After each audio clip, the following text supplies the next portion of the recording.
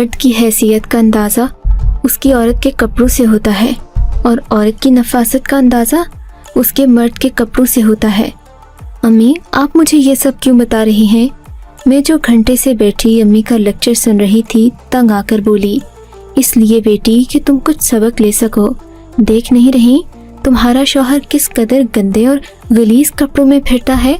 اس کے تم کپڑے تو دیکھو، کپڑوں پر سلوٹے اور گندے میلے کپڑے۔ کیا تمہیں ذرا بھی حیا نہیں آتی؟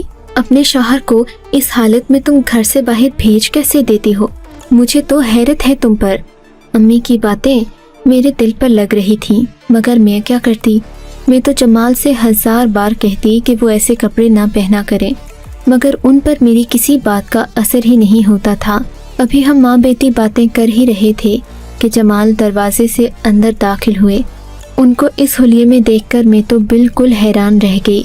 ان کا 40 سالوں کا بیمار زدہ لگ رہا تھا اور کپڑے اس قدر گندے اور میلے کہ اللہ کی پناہ۔ امی کے سامنے میں شرمندہ ہو گئی۔ میں ان کے پیچھے پیچھے کمرے تک آئی تو کہنے لگے، بھائی تم کیا اپنی ماں کو لے کر دروازے کے سامنے بیٹھ گئی؟ پتہ ہے نا میں اس وقت گھر آتا ہوں۔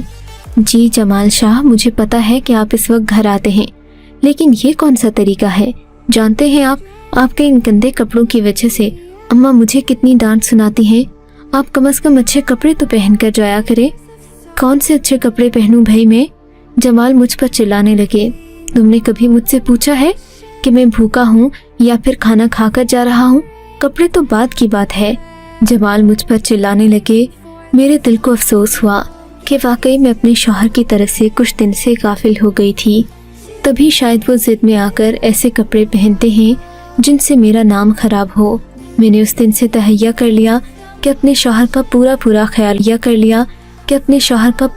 خیال رکھوں گی، ان کو شکایت کا کوئی موقع نہیں دوں گی اور دن رات ان کی خدمت کروں گی۔ اگلے دن سے میں نے ایسا ہی کیا۔ اب میں اپنے شوہر کے کپڑے سارے استری کر کے رکھتی، انہیں دھو کر کلف لگاتی اور جیسا وہ کہتے میں ویسا ہی کرتی، اور پھر اس بات کا اثر بھی ہوا۔ اگلے دن میں اٹھی تو میرے شوہر بولے، آج تم جیسا کہو گی میں ویسا ہی کروں گا۔ بالآخر تم نے بھی تو میری بات مانی ہے، میں کیوں نہ تمہاری مانوں۔ وہ اچھے نفیس کپڑے پہن کر گھر سے چلے گئے اور میں خوشی خوشی اپنے گھر کے کاموں میں مگن ہو گئی۔ میرا خیال تھا کہ اب میرا شوہر سدھر گیا ہے، وہ کبھی دوبارہ ویسے کپڑے نہیں پہنے گا، مگر پھر شام کو ایک ایسا واقعہ ہوا جس کی وجہ سے میرا شوہر پر شک بڑھ گیا۔ ہوا یوں کہ وہ جب بھی گھر آتے دروازے پر بیل دیتے، مگر آج میں اپنے کمرے میں ہی بیٹھی ہوئی تھی کہ وہ گھر سے اندر آتے دکھائی دیے۔ انہوں نے صبح والے کپڑے پہن کر حیران رہ گئی۔ پوچھا، آپ گھر کے اندر کیسے آئے؟ میں نے تو ابھی کنڈی نہیں کھولی تھی، کیا دروازہ کھلا تھا؟ مجھے پریشانی ہوئی۔ دراصل دروازہ کھول کر گھر بیٹھنے سے مجھے الجھن ہوتی تھی، ہر وقت چور ڈاکوں کا ڈر میرے ذہن میں بیٹھا رہتا، اس لیے میں اس بات کا خاص خیال رکھتی تھی کہ دروازہ کسی بھی وقت کھلا نہ رہے، اور اگر ایسا ہوتا تو میری جان پر بن جاتی۔ بلکہ اس وقت بھی مجھے لگ رہا تھا کہ کہیں دروازہ کھلا ہونے کی وجہ سے گھر میں کوئی آ ہی نہ گیا ہو۔ میرے شوہر نے بتایا کہ آج غلطی سے کنڈی کھلی رہ گئی تھی، شاید میں نے کام والی ماسی کے جانے کے بعد دروازہ بند نہیں کیا، اور اسی لیے جمال بنا دروازہ بجائے ہی گھر کے اندر آ گئے۔ بہرحال میں نے اس بات کو نظر انداز کر دیا۔ میں جمال کے لیے چائے اور پکوڑے تلنے لگی۔ تھوڑی دیر گزری تھی کہ انہوں نے مجھے اپنے پاس بلا لیا۔ کافی پریشان لگ رہے تھے۔ کیا ہوا ہے جمال؟ آپ کے چہرے پر ہوائیاں کیوں اڑی ہیں؟ میں نے فکر مندی سے پوچھا۔ ایسی کوئی بات نہیں، دراصل میں پوچھ رہا تھا کہ تمہارے پاس گھر میں کیا کوئی زیور وغیرہ ہے جنہیں بیچ کر میں اپنا کاروبار صحیح کر سکوں؟ جمال، زیور تو بہت رکھا ہے، مگر آپ یہ تو بتائیں کہ آپ کے چلتے ہوئے کاروبار میں نقصان کیسے ہو گیا؟ آپ نے مجھ سے ذکر تو نہیں کیا؟ جمال نے ایک سرسری نظر مجھ پر ڈالی اور بولے، تم مجھ پر شک کر رہی ہو؟ اگر تم نے اپنا زیور دینا ہے تو صحیح، ورنہ میں کوئی بندوبست کر لوں گا۔ جمال کی رکھائی پر حیران رہ گئی، مگر بولی کچھ نہیں۔ سوچا اگلے دن جا کر لاکر سے زیور لے آؤں گی اور اپنے شوہر کو اس بات کی خوشخبری دوں گی۔ اگلے دن جمال کے جانے کے بعد میں نے گھر کو تالا لگایا اور گھر سے نکل گئی۔ تھوڑا آگے جا کر ایک ٹیکسی لی اور سیدھا بینک پہنچ گئی۔ وہاں جا کر پتہ چلا کہ آج کل سونے کے ریٹس بھی اچھے خاصے ہو گئے ہیں۔ इसलिए सोना अच्छी कीमत पर बिक रहा था। मैंने खुदा का शुक्र अदा किया। सोचने लगी शौहर की परेशानी भी दूर हो जाएगी और मेरा ज़मीर भी मुतमईन रहेगा। इन्हीं सब मामलात से फारिग होकर जब मैं बैंक से निकली तो मेरी नज़र रोड के पार खड़े शख्स पर पड़ी, जिसे देखते ही मैं हैरान रह गई। ये कोई और नहीं बल्कि मेरा शौहर था, जो एक खूबसूरत औरत के पास खड़ा था। ये औरत अपनी गाड़ी में बैठने ही लगी थी, जबकि मेरे मियाँ साहिब भी उसके साथ खड़े थे। ये देखकर मेरे तो तन बदन में आग लग गई। सोचा भी नहीं था कि मेरा शौहर इस कदर बेवफा निकलेगा। रोती रोती घर आ गई। रोड पर क्या तमाशा करती कि थोड़ी ही देर में मेरा शौहर भी और वो औरत भी मेरी निगाहों से ओझल हो चुके थे। मैंने इन्हें ढूंढने की बहुत कोशिश की, मगर वो कहीं होते तो नजर आते। घर आकर मेरे आंसुओं का सिलसिला रुक नहीं रहा था। मैं अपने कमरे में बैठी अपने नसीब पर रो रही थी कि जमाल घर के अंदर दाखिल हुए। उनके कदमों की आवाज़ ने मेरे दिल में नफ़रत के दरवाजे खोल दिए। आज उस बेवफा के आने की मुझे कोई खुशी नहीं थी। और फिर न जाने जमाल ने ये नया सिलसिला क्या शुरू कर रखा था कि वो बिना दस्तक दिए घर के अंदर आ जाते। लगता था उन्हें मुझ पर शक है, या फिर वो कोई बात मुझसे छुपा रहे हैं, जो अचानक बिना बताए घर आ जाते हैं। जमाल आए तो मैंने उनसे सीधे मुंह बात न की। मेरी आंखों की लाली देखकर समझ गए कि मुझे किसी मामले की खबर हो चुकी है। तभी मेरे कदमों में बैठकर बोले, लगता है आज बेगम हमसे कुछ नाराज़ हैं। नाराज़? मैं आपकी बेवफाई को कहाँ तक बर्दाश्त करूँ? आपने मुझे बताया तक नहीं। आज मैंने अपनी आंखों से देखा है। आप रशीद प्लाजा के सामने उस औरत के साथ खड़े क्या कर रहे थे? मैं पूछ सकती हूँ कि उसके साथ आपका क्या रिश्ता है? गाहक है आपकी? क्या है वो आपकी? मेरा गुस्सा इंतहा पर था। अरे बेगम, तुम यूं ही शक कर रही हो। देखो, मेरे कई गाहक हैं जिनको मैंने रोज़ाना की बुनियाद पर माल देना होता है। भाई, कुछ गाहक तो ऐसे होते हैं कि वो अपनी गाड़ी से उतरना भी पसंद नहीं करते। बस इसीलिए शायद तुमने मुझे किसी औरत की गाड़ी के पास खड़ा देख लिया हो। अच्छा चलो, तुम खुद बताओ, याद करो, क्या मैं उस औरत के साथ गाड़ी में भी बैठा था? मेरे शौहर ने नई बात निकाल ली। मैं सोचने लगी तो याद आया कि वाकई गाड़ी में तो मैंने उन्हें बैठते नहीं देखा था। तब इस बात को मुझे भूलना ही पड़ा और जमाल को माफ़ करना पड़ा, क्योंकि जमाल के मुताबिक वो सिर्फ अपना माल देने गए थे। अब मैं मुतमईन हो गई कि जमाल सिर्फ मेरे ही हैं। मैं उन पर नज़र भी रखने लगी। मोबाइल फ़ोन पर किसी किस्म का कोड न लगाते, ना ही मुझसे कोई बात छुपाते। ऑफिस में होते जब भी फ़ोन करती तो उनका फ़ोन कभी मसरूफ़ ना होता। इन्हीं चीज़ों से मैं मुसीबत टली ही थी कि मेरे शौहर ने अपना दूसरा रंग दिखाना शुरू कर दिया। अब मुझे उनके घर लेट आने की वजह और घर के अंदर बिना दस्तक देने के आने की वजह भी समझ आ गई थी। वो दरअसल उन्हीं पुराने कपड़ों में घर के बाहर जाते और जब घर वापस आते तो आते ही कपड़े तब्दील कर लेते ताकि मेरे सामने उनका भरम कायम रह जाए। ये बात मेरे लिए तकलीफ दे थी कि मेरा शौहर बाहर ऐसे कपड़ों में जाता है जिन्हें कोई भी पसंद नहीं करता। मगर मैं उनसे क्या पूछती और क्या कहती? वो ऐसे आते और जाते जैसे बादे सबा का झोंका होता है। मेरे लाख कोशिश करने के बावजूद भी वो पकड़े न जाते। तब एक दिन मैंने सोच लिया कि सुबह से शाम तक दरवाजे के सामने बैठी रहूंगी। जैसे ही जमाल घर के अंदर आएंगे, मैं उन्हें रंगे हाथों पकड़ लूंगी और उनको शर्मिंदा करूंगी कि मेरी बात का मान नहीं रखा। न जाने मेरे शौहर को किस चीज़ की कमी थी। घर में हर तर्ज के कपड़े मौजूद थे, मगर ये वही गंदे मैले कपड़े पहनना पसंद करते। आज वो आए तो मैं उनके सर हो गई, क्योंकि दरवाजे से अंदर दाखिल होते ही उनके मैले कपड़ों पर मेरी नज़र पड़ी तो वो खुद भी शर्मिंदा हो गए। जमाल, आपने मुझसे झूठ बोला। मैंने एक कड़ी नज़र उन पर डाली। माफ़ कर दो शाहीना, दरअसल मुझसे बहुत बड़ी गलती हो गई। आइंदा ऐसे कपड़े नहीं पहन कर जाऊँगा। लेकिन तुम मेरी बात सुनोगी ना तो तुम्हारा दिल भी दुखी हो जाएगा। इन्होंने मजलूमियत का नया ड्रामा रचाया। अब बहरहाल बात तो उनकी सुनना ही थी। उनके साथ साथ कमरे में आ गई, उनकी चाय से खिदमत वगैरह की। फिर जब उनका मूड हल्का हुआ तो पूछने लगी, बताएं जमाल, आपने क्यों ये मैले कपड़े पहनना नहीं छोड़े? किस चीज़ की कमी है आपको? अल्लाह की नियामतों की नाशुक्री कर रहे हैं। नहीं, ऐसी बात नहीं है। नहीं, ऐसी बात नहीं है, समझने की कोशिश करो। दरअसल मैं जब पिछले शहर में रहा करता था तब मैं एक दर्जी के पास जाया करता था। उसका नाम नफीस था। वो इस कदर खूबसूरत कपड़े सिलाई करता था कि उसके कपड़ों के आगे कोई जवाब नहीं। इसीलिए मैं उसे ज़्यादा सिलाई अदा किया करता था। मगर फिर ये हुआ कि नफीस दूसरे शहर चला गया। उसके पास मेरे 3-4 जोड़े कपड़ों के भी रहते थे जो मैंने उसे इकट्ठे सिलाई करने के लिए दिए थे, मगर उसका कोई रिश्तेदार फौत हो गया। उसके बाद वो दोबारा मुझे शहर में नज़र नहीं आया। हफ्ता गुजर गया, फिर तो मेरी भी अपॉइंटमेंट हो गई। मैं लाहौर शहर में आ गया। अब तुम तो जानती हो, यहाँ आकर मुझे किसी भी दर्जी का कोई कपड़ा पसंद नहीं आया। बस एक नफीस ही था जो मेरे मनपसंद कपड़े सिलाई करता था। इसीलिए बार बार यही कपड़े धोता हूँ और यही वापस पहन लेता हूँ। मेरे भूल गई, ये जाने बगैर कि जो कहानी इन्होंने मुझे सुनाई है ये फर्जी भी हो सकती है। बहरहाल मैं क्या कर सकती थी, खामोश हो रही। मगर मैंने दिल ही दिल में ठान ली कि अब नफीस दर्जी वाले से ज़रूर कपड़े सिलवा कर लाऊंगी और अपने शौहर को दूंगी, ताकि उनका ये बहाना तो ख़त्म हो कि उनके पास अच्छे दर्जी के कपड़े नहीं हैं। मैंने उनके फ़ोन नंबर्स में ढूंढना शुरू किया। डायरी सारी खंगाल डाली।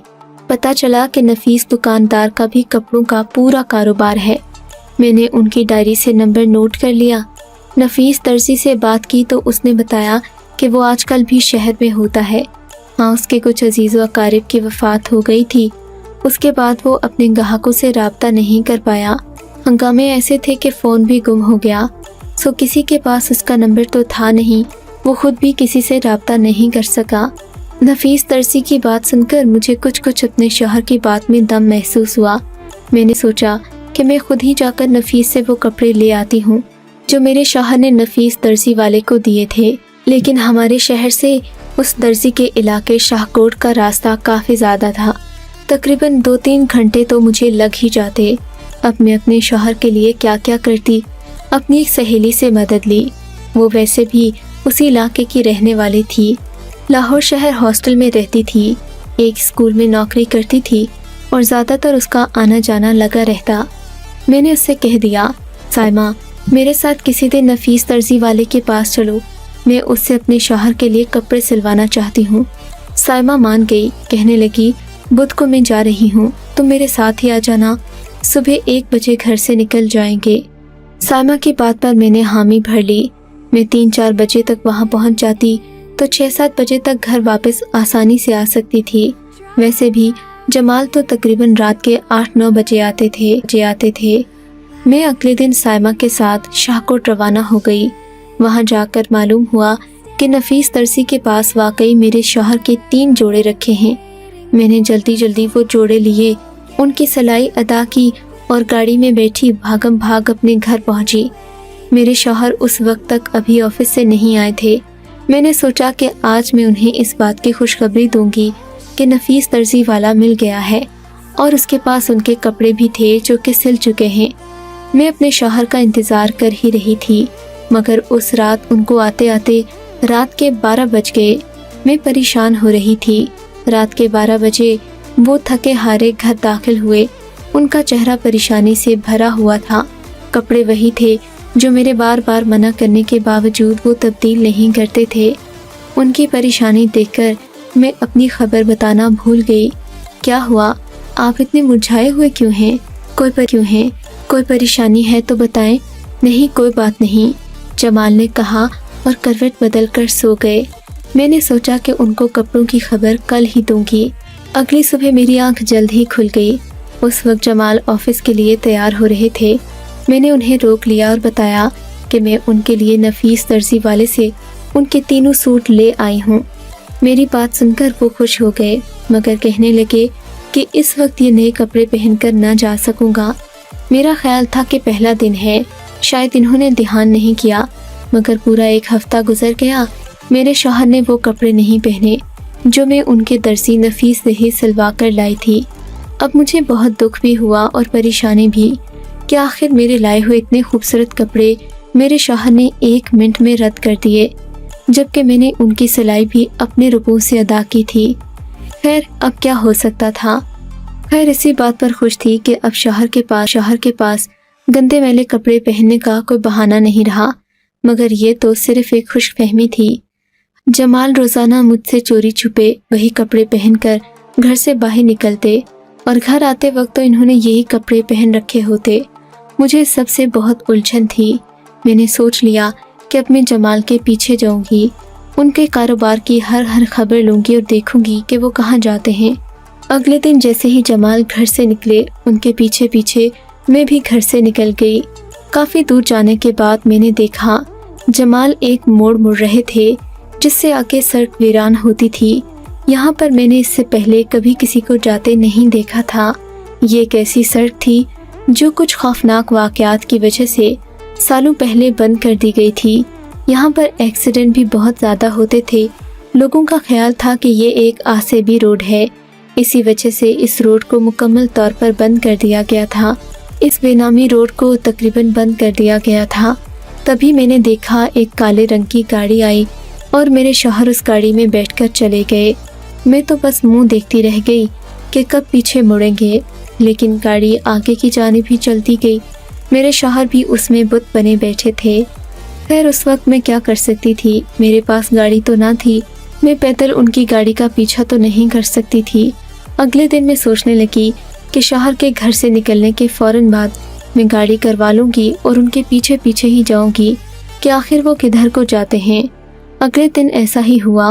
मेरे शौहर जब घर से निकले तो मैंने बिना किसी देर के उनका पीछा करने का फैसला किया, मगर पैदल नहीं, एक ऐसी गाड़ी में जिसको मेरे शौहर भी नहीं पहचानते थे, क्योंकि ये गाड़ी मैंने एक हफ्ता पहले ही बुक करवाई थी और आज मेरा इसमें पहला दिन था। शौहर को काफ़ी दूर से देखकर मुझे अंदाज़ा हुआ कि इन्होंने आज भी वही कपड़े पहने, बल्कि उससे भी गए गुजरे कपड़े हैं। मैं गाड़ी में उनका पीछा कर रही थी। थोड़ी दूर जाकर गाड़ी एक खाली मैदान में उतर गई। इन्होंने जमाल को भी गाड़ी से उतारा और उस जगह के दरवाजे को बंद कर दिया। ये हॉल नुमा कमरा इस कदर बड़ा और खूबसूरत था कि यहाँ पर पाँव रखने का भी दिल न चाहता। सफ़ेद रंग की छोटी छोटी डिब्बियों में पैक चीज़ें वो मेरे शौहर को थमा रहे थे, जिन्हें वो एक थैले में रखे उस हॉल से बाहर आ गए। दोबारा जमाल उस गाड़ी में तो ना बैठे, अलबत्ता उन्हीं मैले कुचले कपड़ों में पैदल ही दूसरी तरफ को जाने लगे।